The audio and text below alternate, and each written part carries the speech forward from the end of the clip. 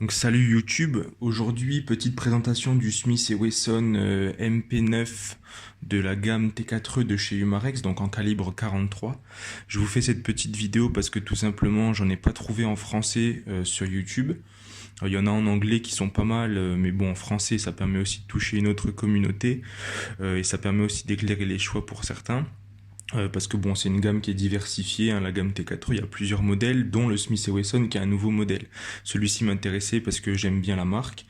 Et donc du coup, je me suis lancé, j'ai commandé et je suis vraiment très satisfait du produit parce que c'est vraiment quelque chose qui est très bien fini, dans une très très bonne gamme de finition. Et c'est vraiment très proche du vrai 9 mm de la marque.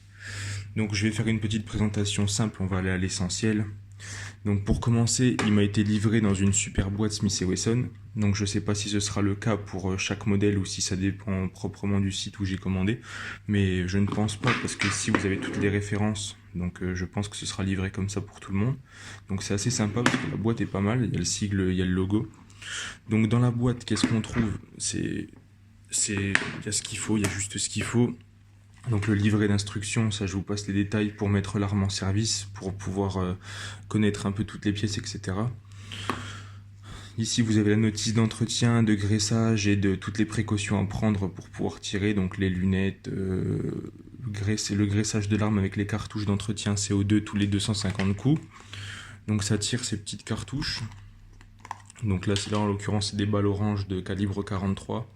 Donc c'est assez dur, sans autant pour être ultra rigide. Bon après je sais qu'il existe plusieurs modèles de balles, des balles au poivre, des balles ancrées, des billes de paintball de ce calibre. Il y a aussi même des billes en caoutchouc avec des bouts de métal dedans. Donc bon, tout ça après ça dépend de l'usage que vous voulez en faire. Au niveau de la puissance, il est annoncé par le constructeur à 7,5 joules. Donc je ne l'ai pas encore essayé, mais on verra ce que ça donne après plus tard au tir. On essaiera ça après dans la suite de la vidéo.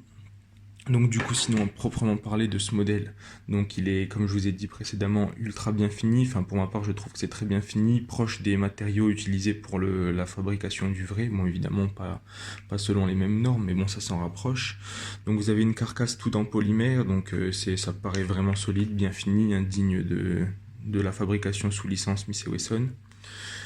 Donc vous avez la culasse qui est mobile sur ce modèle-là, c'est-à-dire elle bouge à chaque tir, évidemment. Et puis il y a aussi ce qui est bien fait, c'est qu'il y a un arrêtoir de culasse. Donc ça se rapproche de la réalité parce que quand vous finissez le tir, du coup, elle reste en position ouverte, bien qu'il n'y ait aucun effet sur le tir ou quoi que ce soit. C'est juste esthétique, mais ça donne un peu de réalisme. Vous avez le rail Picatinny qui est fixé en dessous de l'arme, voilà, devant. Donc c'est pas mal fait aussi. Vous avez une mire qui est de super bonne qualité, enfin point de vue des organes de visée qui sont de super bonne qualité parce que je trouve qu'on les voit bien et ça permet d'apporter un peu de précision au tir, je pense. On essaiera ça plus tard.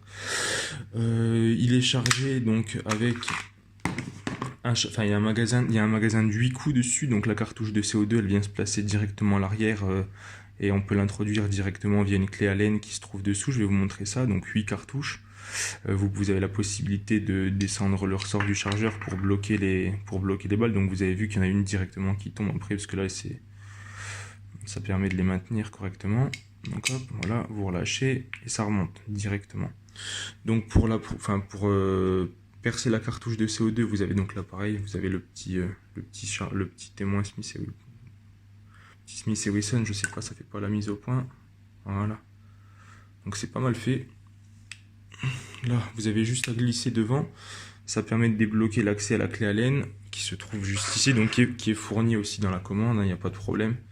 Et vous venez directement après percer la cartouche en vissant en fait. Donc là je ne vais pas le faire pour l'instant. Et à savoir qu'il faut éviter de la laisser dans le chargeur pour pas abîmer les joints du chargeur. Donc il faut la mettre vraiment que quand on veut tirer. Donc là vous reclipsez. Donc c'est vraiment bien, franchement c'est vraiment bien fini, hein. C'est guidé et tout, on sent que c'est de la bonne, ça fait pas Camelot quoi. Donc vous insérez la cartouche, le chargeur pardon. Hop, et voilà. Donc on a une super bonne détente aussi, pareil de très bonne qualité. On sent qu'elle est vachement dure, c'est bien guidé. Elle revient bien, c'est vraiment pas mal. Donc c'est parti maintenant pour l'essai au tir, donc un tir de 8 cartouches. Insertion du magasin. Donc là ça y est, on est prêt à tirer.